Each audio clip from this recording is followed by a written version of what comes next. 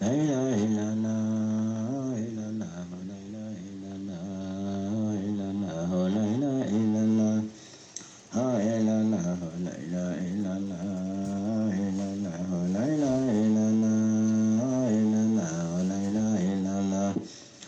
illallah, illallah, la ilaha illallah, illallah, la ilaha illallah, illallah. أعوذ بالله من الشيطان الرجيم بسم الله الرحمن الرحيم ربي اشرح لي صدري ويسر لي أمري وأحلل عقدة من لساني يفقه القول ربي هب لي حكما ربي زدني علما اللهم صل على سيدنا محمد الفاتح لما أغلق والخاتم لما سبق ناصر الحق بالحق والهادي إلى صراطك المستقيم وعلى آله حق قدره ومقداره العظيم. أيوة السلام عليكم ورحمة الله تعالى وبركاته groupe Ladéon. Voilà, donc question minana je saraka kula voilà alhamdulillah encore mo ke do bola ka jabi mais no be mena bo fana ka do fo kan voilà ali bela kan be sababu ma la ka sababu man kan voilà donc amena nga dalu bo qur'ana kono dama ni ka nyafo puisque qur'ana aya aka bo fin be ni qur'ana fola be biki voilà mais ni be kuma na qur'ana be saka kuma ka kuma be ke farnay qur'an lay bisu ke albi ala ka fam ko ma diama parce que amanga dalu bo qur'ana kono puisque ala ya fo muhammadu nyene qur'ana kono ako fastam sik ma uhiya ilika ako muhammadu kiga fe nimene min wayula ka dima wa innahu la zikrun laka ko qur'ana min be niede la zikrun laka woli ile muhammadu ka ko foltay wa li qaumika ani ikam mo fana ulu fana be qur'ana le taga fo ele re fana be qur'ana le fo ako fa sawfa tusaluna ako yani doni mina wunyininga abiru nyininga mina abu uwalon abanyi ninga qur'ana le da yalo qur'ana ko timu ko se make yalo qur'ana ko timu ko se make qur'ana kuma na de qur'ana aya wa woro keme woro ni bi woro ani woro kuma de halbi alaka sawal manke anje alaka sawal manke anje otumana amena nga kuma damna yoro me bishuna mimbe na samedi luma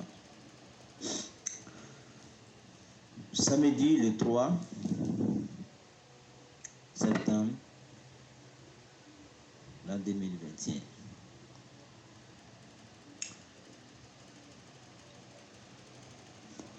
otumana abe foko nin amna do alaka kuma kan kono qur'ana kono ala ba fo suratul baqarah to kono foro aya keme ani bishi ani duru ako muhammadu ma ako wa iza sa'alaka ibadi ako muhammadu ma ko ni ne ka jon muhammadu ye ele muhammadu nyininga ani ne Allah Ta'ala ka kunya la do fa inni ki kala ko ne Allah Ta'ala de karibun kunni makasu bela otumana ako ujibu da'awata da'i ako ale Allah Ta'ala ko libi wolili ke baka ka wolili jabi isa ako tumana minan da'ani nay ale Allah Ta'ala woli tumana minan ni ala woli tumana minan de ala bi idusukun fle ki kalimanya le fle ki jabi famna ako nga puke ale ki jabin ako falyastajibu ko hotmana ko wolil ke baga yere mo ni be fa Allah Ta'ala seri ala yi walima ibe fa ko ke be fa ala darifin dola de ako falyastajibu ko olu yere ka al jabili ke li ale Allah Ta'ala yi foro wal yu'minu bi ka kala kalimanya ale Allah Ta'ala ma do no le kela si se ni sona ka ale Allah Ta'ala ka wolili jabi foro ale Allah Ta'ala yi kiraya min ke ima ka anyafo qur'ana kono kika ni dabla ko ni sona kale jabi ko pour que ale Allah Ta'ala yere kika wolilu yere jabi forode ki le yere ka ale Allah Ta'ala jabi forolo ako falyastajibu li kika ale Allah Ta'ala jabi foro wali yu'minu bi ka kala kalimanya ale Allah Ta'ala ma la allahu ni yoke fisa peut-être yarshuduna ibna sika kala otumana aya Allah Ta'ala yo lo fo mo nyine ka a wayu kɛ ka di Muhamadu ma pour que Muhamadu ka fɔ a ka mɔgɔ ɲini mɔgɔ ni k'i sɔnna Muhamadu ma mɔgɔ ni k'i sɔnna silamɛya ma diinɛ ma Ala Taala ka diinɛ ma a ko Ala Taala ko ale bɛ weleli kɛbaga ka weleli jaabi tumana min na ni a ye ale wele ko nka ko i ka ale yɛrɛ jaabi fɔlɔ ale ka kuma min fɔ i ma k'i ka dabila k'i k'o dabila fɔlɔ wa ale fana ko i jija ka to ka fɛn min kɛ ka to ka saraka min bɔ i yɛrɛ ye ka to ka dɛsɛbagatɔ min dɛmɛ ka to ka yatima min dɛmɛ ka to ka fɛn o fɛn kɛ fanganaw dɛmɛ ka to ka wali ɲumanw kɛ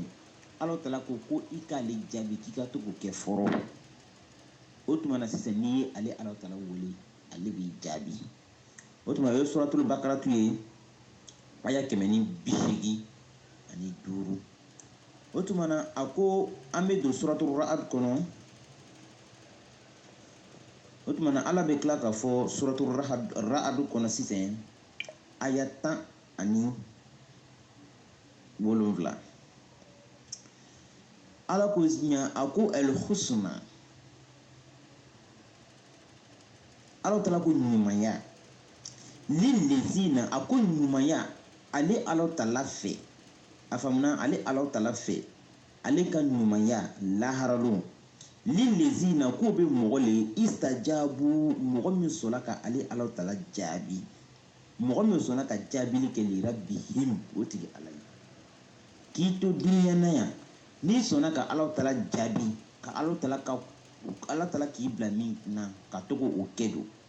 Ala Taala ko ale ka ɲumanya bɛ o tigilamɔgɔ de ye lahara a faamuna kɛ a ko walezina a ko nka mɔgɔ minnu dɛ lam yastajibu mɔgɔ minnu n'u ma sɔn ka jaabili kɛ lahu Ala Taala ye don law annama ko hali na a kɛla fɛn dɔ ye lahum bɛ o tigilamɔgɔ fɛ fil ardi jami'an fɛn o fɛn n'a bɛ dugumakolo kɔnɔna na ko n'a kɛla a tigilamɔgɔ ta ye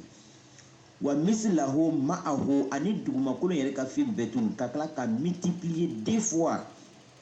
k'a fara ɲɔgɔn kan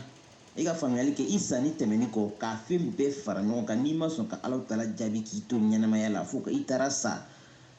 o kasola k'i ka fɛn bɛɛ tu i ka fɛn dunuya fɛn n'a bɛ dunuya kɔnɔ ko i le kelen ta o b'a bɛɛ ye ka tila ka multiplier 2 fois ka fara kan laftadaw bihi ko Ala Taala ko a tɛ se k'i kumabɔ a tɛ se k'i kumabɔ lahara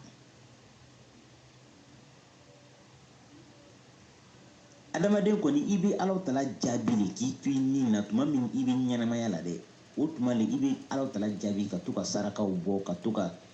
nafakatiw kɛ ka to ka i ka fɛn bɛɛ i ka ɲumanya bɛɛ lajɛlen kɛ i se ko damayira a faamuna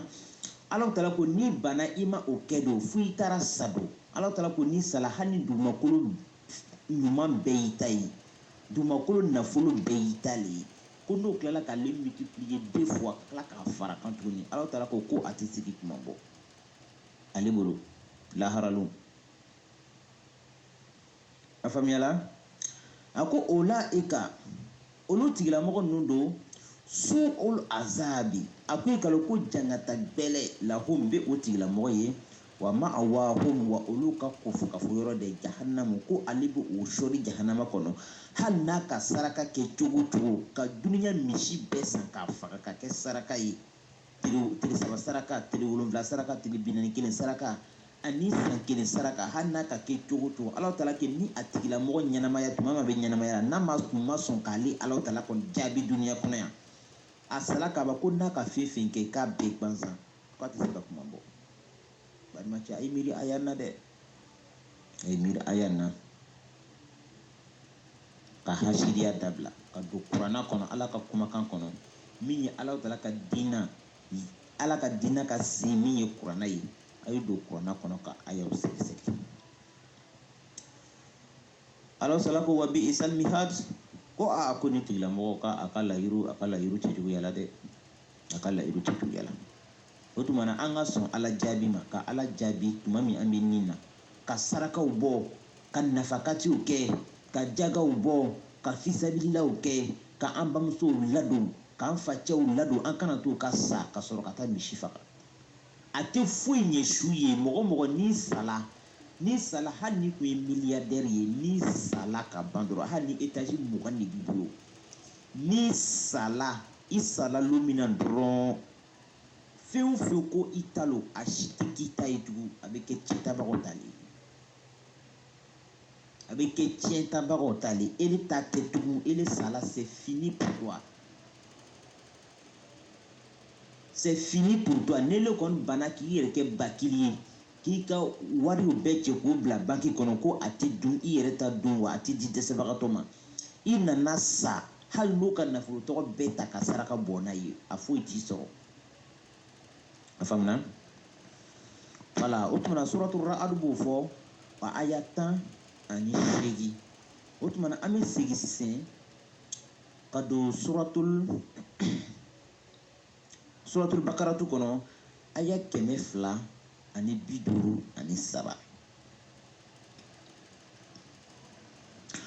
ala ko mɔgɔ ma kuranna kɔnɔ suratul bakaratu aya 253 a ko ya ayyuhal ladzina amanu a ko alu mɔgɔ min ko aw limaniyala bɛɛ ko tɛ bɛɛ tɛ ala ka min limaniya mɔgɔ la mɔgɔ min n'o ko limaniyala kuranna ma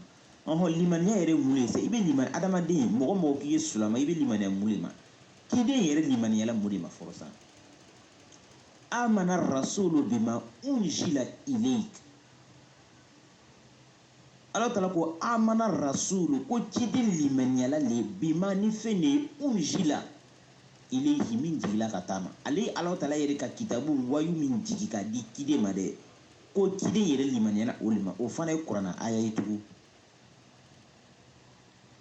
a ko wal mu'minuna a ko limaniya mɔgɔ bɛɛ tun mɔgɔ tun bɛ ala kira kɔ k'o ye limaniya bagaw ye ko n'u kelen kelen bɛɛ fana limaniyala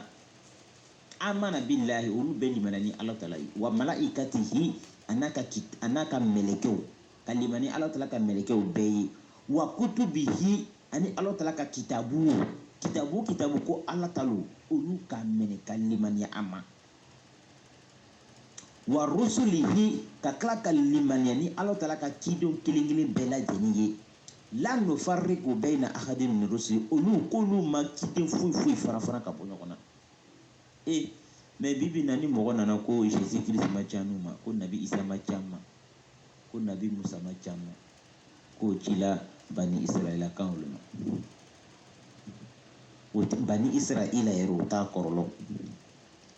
ni ka mɛn ko bani Israɛla o t'a kɔrɔlɔ o tɛ bani Israɛla kɔrɔlɔ n'o tɛ n'o tun bɛ bani Israɛla yɛrɛ kɔrɔlɔ o tun tɛ na kuma ten hali bi ala ka faamu ko ɲuman di an ma o tuma na ala b'a fɔ yɔrɔ na a ko ya ayyuhal ladzina amanu ya alu mɔgɔ min ko aw limaniyala dɛ an bɛ fɛ ko ka aw ka nafakati kɛ min ma ka bɔ fɛn na razaqnakum ne yɛrɛ ala taala ye aw gɛrɛjigɛ ni min ye dɛ ala taala ye dɔrɔmɛ 5 min d'i ma a ko i ka dɔ bɔ ka di dɔ ma i ka fisa ni mɔgɔ min ye min ma se ka dɔrɔmɛ 5 sɔrɔ k'i ka dɔrɔmɛ 5 na dɛ k'i ka dɔrɔmɛ 2 bɔ ka di dɔ ma est ce que a ka fɔ ko i y'a bila ni sala o bɛna bɔ ka di mɔgɔ ma wa ala m'o fɔ dɛ la a ko a ye nafakati bɔ min ma ka bɔ fɛn na razaqnakum ne yɛrɛ ye alu gɛrɛjigɛ ni min ye ko aw ka nafakati bɔ min ka bolo k'a ka bɔ ka kɔn ani ya atiya yawmun a ka bɔ ka kɔn lon dɔ ka nali ɲɛ min ye laharalo ye a ka nafakati bɔ ka kɔn a ka saya ɲɛ a faamuna a ko nka o n'aw sala ka ban ko o lon tɔgɔ don a ko la bay'un fihi a ko laharalo la bay'un fihi a ko sanni feere tɛ o lon tɔgɔ la y a pas commerce là-bas a ko wala khullatun wa teri fana tɛ lahara wala khullatun teri tɛ yen k'a fɔ ko nin ye n teri ye ko ale de bɛna kɛ sababu ye ka ne kisi jahanama ma laharalo o tɛ yen a kuranna aya filɛ nin ye a ko wala khullatun ko wa ko teriya tɛ yen karisa ye n teri a tɛ lahara o tɛ lahara tɛ baara kɛ yen aba tugala ako wala shafa'atun ko wa ko surunan don te ka fɔ ko mɔgɔ dɔ bɛna na ka na dari kɛ ala sabari ni pe ko o fana tɛ lahara wala shafa'atun ko tɛ lahara balimacɛw a ye limaniya ta dɛ a ye jija ka baara kɛ dɛ a ye baara kɛ silamɛya kɔnɔ a ye ala tala ka diina a y'a baara kɔnɔnajɛya la mukhlisina lahu diina ka ala tala yɛrɛ ka baara kɛ ni limaniya ye aw kana jɔ ko k'a fɔ ko laharalon ko mɔgɔ dɔ bɛna taa mɔgɔ ala dari u b'i to yen a tigi yɛrɛ kisi la fɔlɔ wa i jigi la bɛ min na est-ce que a fɔla e ma ko a tigi kisira wa jango a ka taa ala dari a k'i le to yen o tuma na ala tala ko anfiqu mimma razaqnakum min qablu an ya'tiya yawmun la bay'un fihi wala khullatun wala shafa'atun ako surunandon te la dari foyi te lahara ako wal kafiruna kikalo ko kafiri de homo zolimuna ko lu ye dibi kono mɔgɔ ye olu ye tɔɲɔnikɛla le ye a faamuna a zolimuna ala tala ko kurana kɔnɔ ako wa man a b'a fɔ kurana kɔnɔ sura jumɛn le yɛrɛ ye suratul maida tɛ a ko wa man lam yahkum bima anzalallah fa ulaika humuz zalimuna a ko mɔgɔ o mɔgɔ n'i ma kiti kɛ ala tala ka diina ka kiti n'i ma kɛ ni ala tala ka kitabu ye min digila n'i m'i ka dalu bɔ o le kɔnɔ dɛ a ko o b'a fɔ ele ma ko mɔgɔ tɔɲɔla ele b'i yɛrɛ le tɔɲɔ ka tila ka adamadenw tɔɲɔ tuguni puisque ele b'i yɛrɛ kɛ i n'a fɔ i bɛ ala tala ka diina ka kiiri le kɛ la k'a sɔrɔ ala tala ka diina ka kiiri tɛ kitabu wɛrɛ kɔnɔ a bɛ ala tala yɛrɛ ka kitabu le kɔnɔ a ko wa man lam yahkum bima anzalallah fa ulaika humuz zalimuna mɔgɔ o mɔgɔ n'i ye kiiri dɔ kɛ diina kɔnɔ k'a sɔrɔ i ka dalu ma bɔ ala tala ka kutubu samawiya jiginni dɔ kɔnɔ ko fa ulaika humuz zalimuna a bɛ fɔ a tigilamɔgɔ la ko dibi kɔnɔmɔgɔ hali n'a da ka di hali n'a bɛ se kuma na hali n'a ka derikiba ka bon ka tɛmɛ bɛɛ kan to o jibu ka ajisa muhun fil hayati dunya a ko mɔgɔ dɔ le wa mina nasi man to o jibu ka ajisa muhun fil hayati dunya ko mɔgɔ dɔ bɛ mɔgɔ dɔ la ko n'i y'a ye ko a yɛrɛ i ka ɲɛnayiri a yɛrɛ ka cogoya yɛrɛ bɛ ele yɛrɛ kabakoya tellement que a bɛ silamɛya sawura la ka sɔrɔ ala jugulu hali bi ala ka faamuko ɲuman di a ma hali bi ala ka faamuko ɲuman di a ma o tuma na n'an bɔra suratul bakaratu kɔnɔ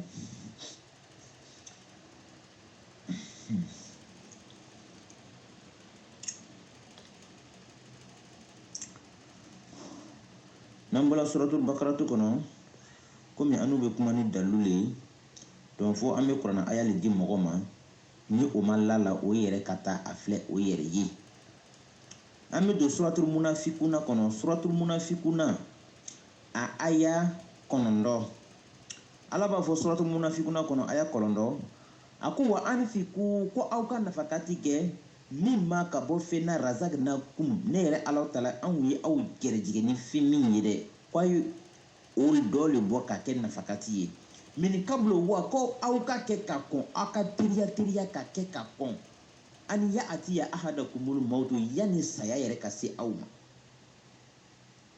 kuranna aya tɛ se ka yɛlɛma o ala m'a fɔ yɔrɔ si kuranna kɔnɔ ko a ye mɔgɔ dɔ ka nafakati kɛ a sanni tɛmɛni kɔ a tɛ kuranna kɔnɔ a tɛ yɔrɔ si hali a tɛ hadisa kɔnɔ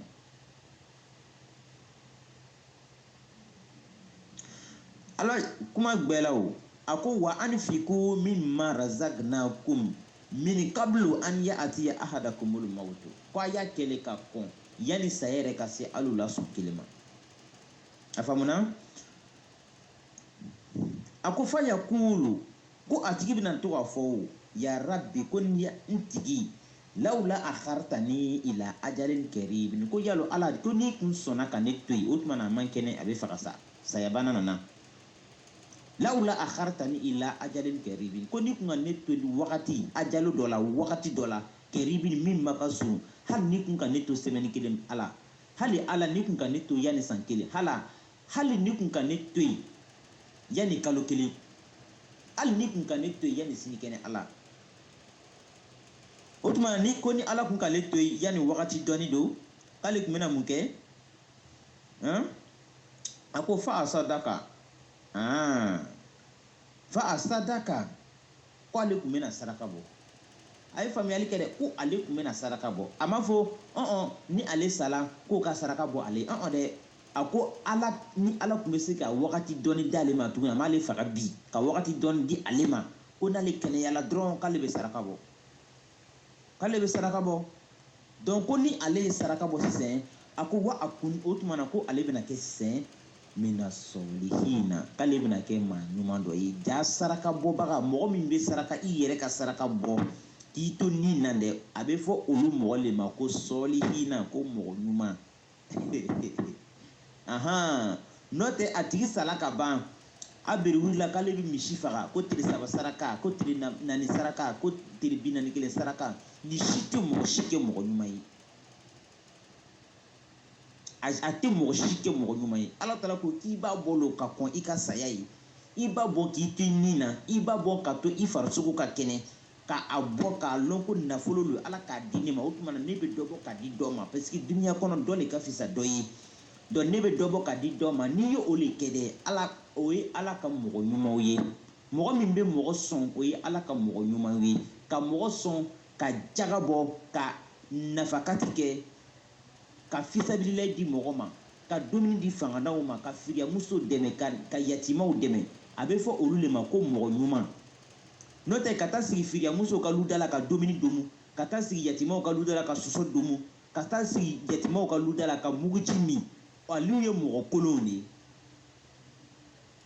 a bɛ fɔ olu le ma ko mɔgɔ kolon puisque fɛn bɛɛ ye fila le ye fila ɲuman bɛ yen kolon bɛ yen donc n'ele ma taa ye ɲumanw ka parti la c'est que ele ye mɔgɔ kolon de ye ala taala ko i bɛ nafakati bɔ ka saraka bɔ ka di mɔgɔ ma i ka fisa ni o ye o de b'i kɛ mɔgɔ ɲuman ye puisque a ko lawula akhartani ila ajalin karibin o tɛ wa a ko fa asadaka wa akun mina solihina o de tun ye wagati dɔn di ne ma ala ko n tun bɛna saraka bɔ wa ni n ye saraka bɔ dɔrɔn ko n tun bɛna kɛ maa ɲuman dɔ ye o tɛ n tun bɛna kɛ maa ɲuman dɔ ye donc ala taala bɛ a jaabi sisan a ko walan yu akhira lahu nafsan ala taala ko ni si tɛ yen ko ale bɛ se ka wagati dɔn d'a ma iza tumana mina jaa ajaluha n'a ka ajalo n'a ka jati n'a ka wagati sela ka ban ala taala kɛ ko ale tɛ foyi k'ale tɛ foyi fara a tigi si kan tuguni n'i ka wagati sela lo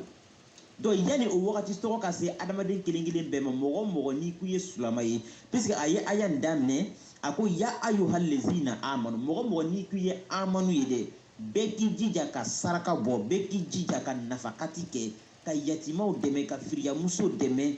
ka fanganaw dɛmɛ ka misikinaw dɛmɛ bɛɛ k'i jija ka dɛmɛ kɛ hali ni karamɔgɔ lo ka a dɛmɛ a ka diina na a faamuyali kɛ ka karamɔgɔ bɛɛ tu karamɔgɔ n'a bɛ wajuli kɛ ka ala taala ka kumakan lase aw ma bɛɛ ka kan k'i jija k'a tigi dɛmɛ ala ka kuma na yanni saya ka se i ma i b'a kɛ le yanni saya a ko min kablo an ya'atiya ahadakumul mautu ko a kɛ ka kɔn yanni saya ka se aw sɔn kelen ma n'o tɛ o b'a yira ko n'i sala o ka fɛn fɛn k'i kɔfɛ a bɛɛ ye fari ɲɛ a si tɛ s'i ma puisque i ta taa si ye a faamuna ala taala ko a ko walan yu akhira lahu nafsan a ko ni kelen kelen bɛɛ lajɛlen ni o ni a ko ale ala taala tɛ wagati foyi di i ma tuguni iza tumana mina jaa ajaluha tuma min ni a wagati kɔni sela ka ban ko ale tɛ foyi fara kan a ko wallahu k'ala ko ala taala dɛ khabirun ko ale le duguden faama ye a faamuna bima ni fɛn ye ta amaluna aw bɛ ko kɛla diɲɛ kɔnɔ aw bɛ ko kɛla dugu la aw bɛ ko kɛla bange la ala taala ko khabirun ko ale duguden faama i bɛ yɔrɔ yɔrɔ ala bɛ n'i ye wa ala b'i ye la a faamuna a ko khabirun bima ta amaluna k'ale bɛ fɛn bɛɛ to ale ye duguden faama ye bima ni fɛn ye ta amaluna aw bɛ min baara la o ye suratul munafikuna ye a aya 9 balimacɛw a ye ta a b'a lajɛ an tɛ kuma an kunfɛ la CCGT, Comité culturel de la génération des 3 testaments, Ancien Testament, Nouveau Testament et puis le dernier testament. Afamuna anu tɛ kuma kunfɛ dɛ. N'an ye kuma fɔ dalu de b'an bolo wa a dalu fana i tɛ se ka kɔ kari puisque ala kuma lo. Wa n'i y'i ka kitabu wɛrɛ kuma fɔ anu CCGT mɔgɔw an bɛ ala ka kuma ta k'i ka kuma kɔ kari n'a ye. Wa siga fana t'o la fo n'a y'a sɔrɔ i kumatɔ i k'i ka dalu bɔ ala ka kuma le kɔnɔ la baasi t'a la n'o tɛ n'i ka bɔ yɔrɔ wɛrɛ an b'a kɔ kari o tuma na hali bi ala ka faamuko ɲuman di a ma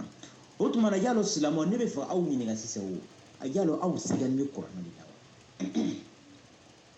wa aw sigalen bɛ kuranɛ de la wa n'i ye karamɔgɔ ɲininka n'i ko seri ko kuranɛ ma walawala n'i ko sun ko kuranɛ ma walawala n'i ko heji ko kuranɛ ma walawala n'i ko comment on appelle ça chien clan ko kuranɛ ma walawala n'i ko sun ko kuranɛ ma walawala donc ne yɛrɛ bɛ fɛ ka mɔgɔ yɛrɛ ɲininka o kuranɛ yɛrɛ nakun kuranɛ yɛrɛ bɛ diɲɛ kɔnɔ sisan kuranɛ nana ka na mun de kɛ kuranɛ bɛ yen dɔrɔn ni mɔgɔ dɔ sala a bɛ taa kuranɛ kalan ka hinɛ se su ma kuranɛ ma na o kama dɛ karamɔgɔ a y'a hakili sigi dɛ kuranɛ ma na ko ni mɔgɔ dɔ sala a ye taa kalan mɔgɔ min sala ten dɛ yanni a ka sa a y'a fɔ a ɲɛna k'a ye kuranɛ ɲɛɲini k'a kalan mɔgɔ min bɛ aw yɛrɛ ka entourage la a ye mɔgɔw encourager u ka kalan kɛ ka kuranɛ ɲɛɲini ka kalan kɛ hali ni o ma se ka tafsiri kɛ mais u ka to ka kuranɛ yɛrɛ kalan ale yɛrɛ bɛ nafa kɛ a bɛ mɔgɔ to mɔgɔ bɛ sa a tɛ kuranɛ yɛrɛ lɔ a ka sira yɛrɛ tun tɛ kuranɛ yɛrɛ fɛ a bɛ taa parce que ka waga mugan dɔ di a bɛ taa ka taa sigi ka to ka cɛ danga ni kuranɛ ye a tigi tɛ a ma kɛ min fɛn min fɛ a sala taara o de kɛ a b'a dangala de don kuranɛ nana mun de kɛ kuranɛ nana mun de kɛ kuranɛ ma na ko ka taa kalan sangayɔrɔ ala taala ko kuranɛ kɔnɔ a ko inna anzalna ilaykal kitaba a ko ni ala taala le ye kitabu jigi k'a di ele muhamadu ma litahakuma bayna nasi bima arakallahu fihi a ko kitabu jigila ka di ma foyi kosɔn de dɛ litahakuma mun kosɔn i ka se ka kiti bayna nasi adamadenw ni ɲɔgɔn cɛ bima arakallahu ilayhi i n'a fɔ a yira bima ni fɛn ye arakallahu ilayhi a yirala i la cogo min na i ka filɛ ten fana ka kiti tigɛ n'a ye mais bibi na jɔnni bɛ kiti tigɛ ni kuranɛ ye n'o ka question di karamɔgɔ ma a b'a jaabi a ka nin dingoko la a ti kuranɛ aya di a ka dalu yɛrɛ hali n'a k'a fɔ ten a ma kuranɛ aya fɔ mais au moins ni a dalu bɛ kuranɛ kɔnɔ baasi t'a la mais ka to ka diinɛ kɔnɔ ka mɔgɔ ka question jaabi ten kuranɛ aya foyi t'a la dalu t'i bolo kuranɛ kɔnɔ o tuma na e m'a fɔ k'i ye karamɔgɔ le ye k'i bɛ kuranɛ lɔn a jaabi ni kuranɛ ye barimu a ye kuranɛw filɛ ɲɛnama dɛ a ye kuranɛw filɛ ɲɛnama ka kuranɛ yɛrɛ filɛ ɲɛnama walima ne kɔni fɛ kɔnɔ a sigani bɛ kuranɛ na le ala taala dun b'a fɔ kuranɛ kɔnɔ suratul bakaratu kɔnɔ aya 23 a ko wa in kuntum fi raybi mimma nazzalna ala abdina a ko n'a y'a sɔrɔ ko alu sigani bɛ fɛn de la ne ala taala yɛrɛ min jigi ka di n ka jɔncɛ ma min ye muhamadu ye dɛ a ko fa a tu bi suratin ko a ye na ni suran kelen ye suran dɔ ye min misilihi min bɔn bɛ ne ala taala ka kuranɛ ka suraw ma a ye diya ka nɛ pike a sigani ni kuranɛ la ala taala dun ko n'a sigala la sigi a ye na ni sura wɛrɛ ye min bɛ danna ni ala taala min bɔn b'a fɛ o tɛ wa o ye suratul bakaratu aya 23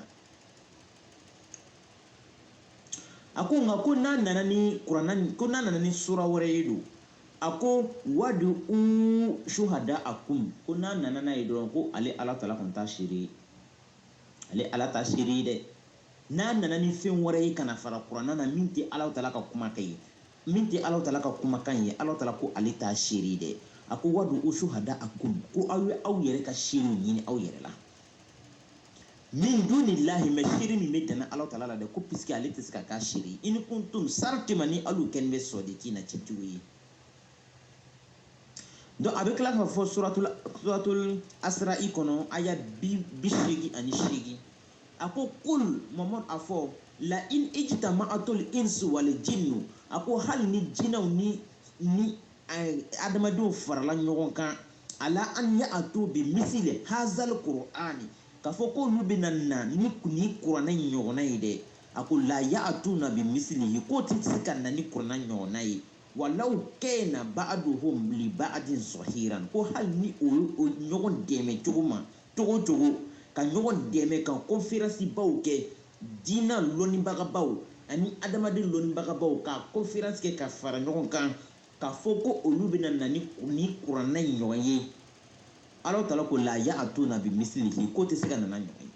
walaw kana ba'duhum li ba'din zahiran an ni y'o ɲɔgɔn dɛmɛ cogo cogo Allah ko tɛ se dɛ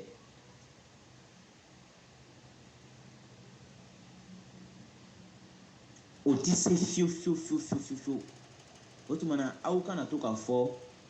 ko kitabu dɔ bɛ yen ko Allah ta'ala ko ala kira ko hadisa kɔnɔ a ko inna anzalna ilayka alkitaba wa mislahu ma'ahu o ye galonfin yɛrɛ ye o ye galonfin ye n'i y'o hadisa tɔgɔ kɛ cɛ ka aya fila min sɔfɔ suratul bakara to aya 23 ani suratul asra'i aya 88 ni o hadisa tɔgɔ la anzalna ilayka alkitaba wa mislahu ma'ahu galon no a tɛ se ka kɛ cɛn ye nin aya fila nin kɔrɔ Allah ta'ala ko kuranna ko a tɛ se ka na ni kuranna ɲɔgɔn ye san mais kuranna nana ni dula kuranna yɛrɛ kɔnɔ i bɛ taa kitabu wɛrɛw tɔgɔ sɔgɔ kuranna kɔnɔ kuranna yɛrɛ bɛ olu sabati kuranna yɛrɛ nana de ka na olu garanti kuranna nana de ka na tawurata garanti ka yira ko tawurata ye tiɲɛ de ye ko Allah ka kiti de b'a kɔnɔ ka na yira ko linjili ye tiɲɛ ye ko Allah ka kiti de b'a kɔnɔ ka na yira kuranna kelen kelen kɔnɔ ka yira ko ale Allah ta'ala yɛrɛ ko ale ye zaburu di Dawuda ma wa o zaburu tɔgɔ fana ye tiɲɛ ye kitabu saba min ne ka fɔ ten ni ka fara kuranna yɛrɛ kan tɛmɛni kɔ Allah ta'ala ko fa maza ba'dal haqqi illa dalal ninnu ale tiɲɛ ninnu tɛmɛni kɔ dɛ a ko foyi tɛ yen ni nkalon tɛ quoi i bɛna kuma fɔ ni kitabu ninnu tɛmɛni kɔ a bɛna kuma fɔ hali ni kuma i bɛ se ka kɛ a cɛ ka ɲi a fɔ cogo ka ɲi mais nkalon tɛ yen ka bɔ o tuma n bɛ fɛ mɔgɔw ka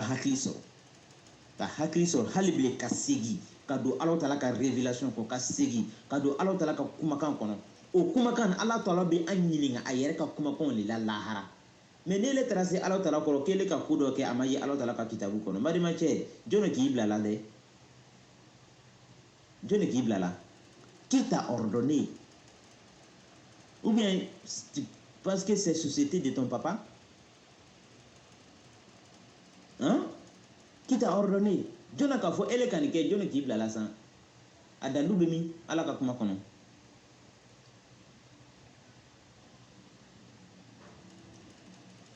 donc Allah ta'ala ye ala kira ci ni kuranna de ye bɛɛ ka kan k'o lɔn a b'a fɔ suratul namli kɔnɔ aya 91 ani kelen a ko innama umirtu an a'buda rabba hazihil baldati allazi harramaha wa lahu kulli shay'in wa umirtu an akuna minal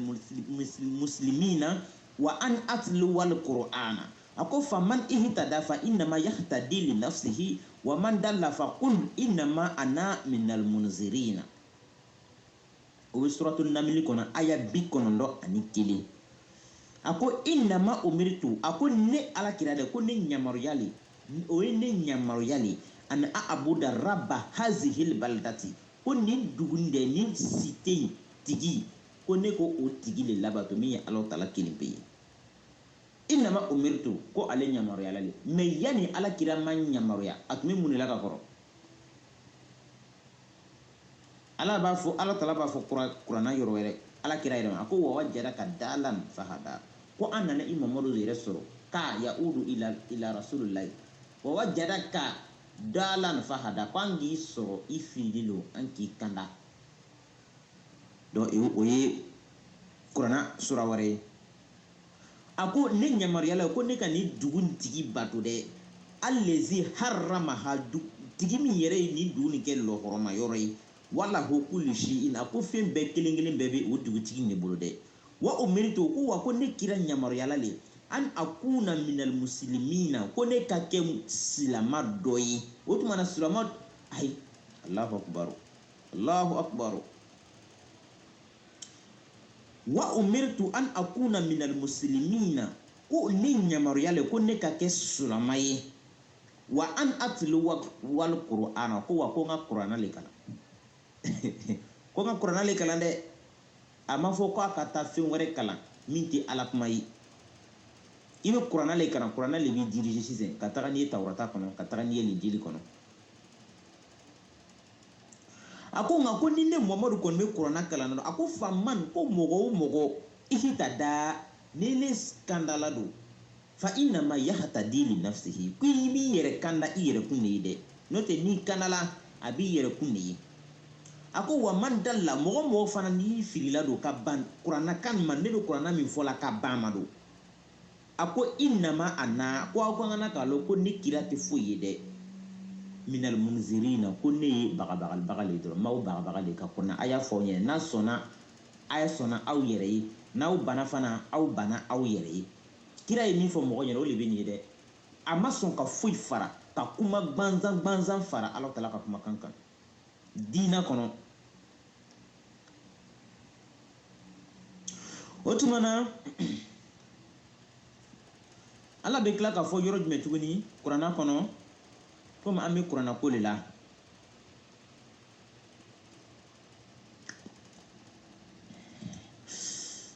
donc an bɛna inshallah komi vocal kɔni janyana dɔɔni mais ne kɔni bɛna min fɔ mɔgɔw ɲɛna aw ka jija ka kuranna de minɛ kuranna ale le Ala kuma ye i b'a kɛ i danganiyani b'a la ka lɔn ko n bɛ fɛn kan ka lɔn ko n bɛ fɛn kan o le ye kuranna ye n'o tɛ Ala kira kun bɛ tugu kuranna kɔ wa ni Ala kira tugula kuranna kɔ mɔgɔ o mɔgɔ Ala kira fatuni kɔ n'olu sɔnna ka tugu Ala kira kɔ o bɛɛ bɛ tugu kuranna le fana kɔ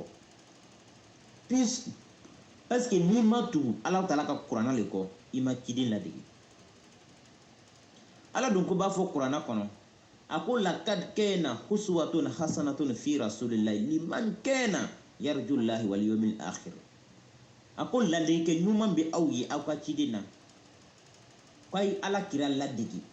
nka Ala kira ladege Ala kira bɛ ladege cogo jumɛn a bɛ ladege cogo jumɛn de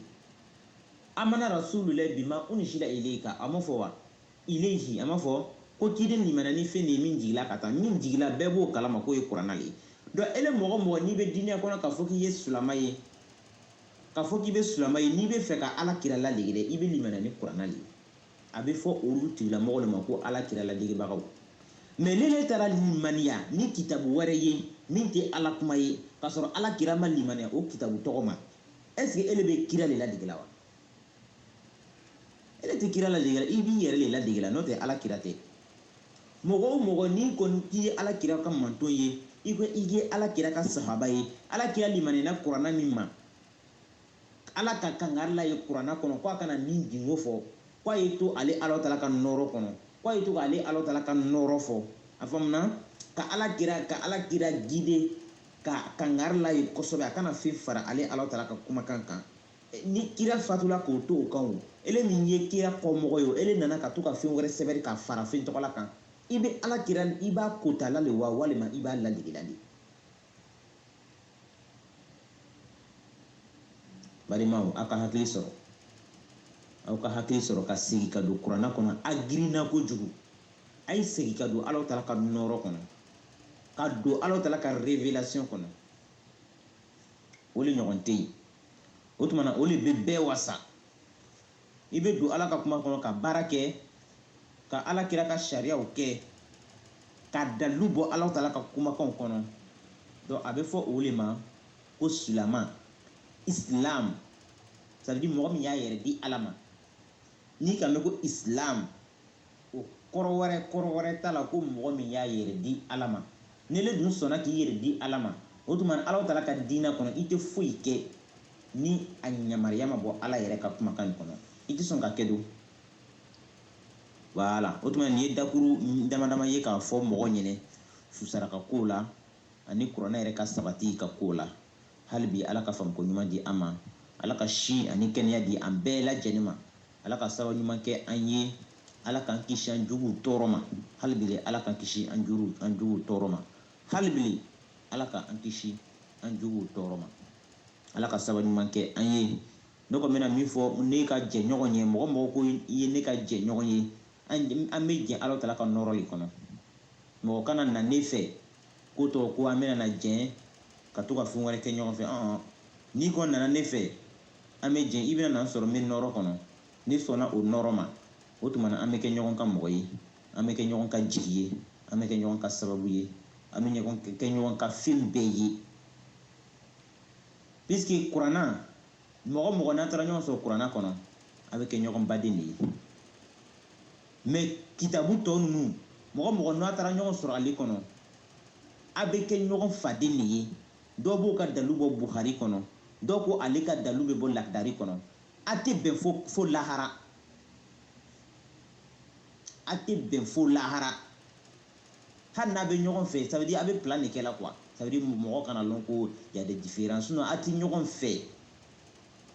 min ka dalu bɛ bɔ Asmawi kɔnɔ dɔw ka dalu bɛ bɔ Tirimizi kɔnɔ a tɛ se ka bɛn fo lahara mais n'aw bɛɛ sigila k'a yɛrɛ kuru k'a don ala taala ka nɔrɔ kɔnɔ fa asbahatum ihwanan bi ni'matillahi ko a bɛ laban ka kɛ badenma de ye bi ni'matillahi ni ala taala ka nɛɛma belebeleba nin ye min ye alikuranul kɛrim ye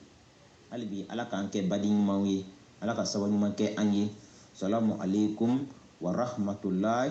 ta'ala wa barakatuhu. Ya Allah la ilaha illallah ya Allah la ilaha illallah ya Allah la ilaha illallah ya Allah la ilaha illallah ya Allah la ilaha illallah ya Allah la ilaha illallah ya Allah la ilaha illallah ya Allah la ilaha illallah ya Allah. Ayiwa an bɛna kuma dɔ ten min bɛ kuma dakuru ɲɛ kelen min bɛ k'a fɔ a kuma nin bɛɛ tɛmɛnen kɔfɛ n ka kuranɛ aya min je ne bɛ fɛ a bɛ taa a vérifier kosɛbɛ ni fili sɔrɔla la ni mɔgɔ sɔrɔla ka n corriger n b'a fɔ alhamdulilayi rabbil alamin o tuma na n ye lɔnni wɛrɛ sɔrɔ ka fara n ka lɔnni kan walama a tigi fana a ka jija a bɛ n corriger n'a bɛ n corriger a bɛ n corriger ni kuranɛ ayaw ye o ka di n ye kosɛbɛ voilà ne ye kuranɛtigi ne tɛ ban kuranɛ aya ma ten la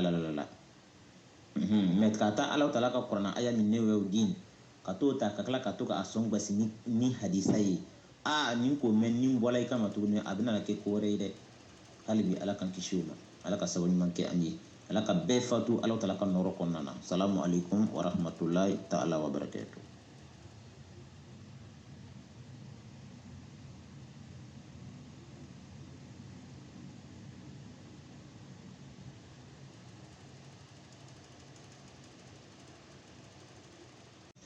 La ilaha illallah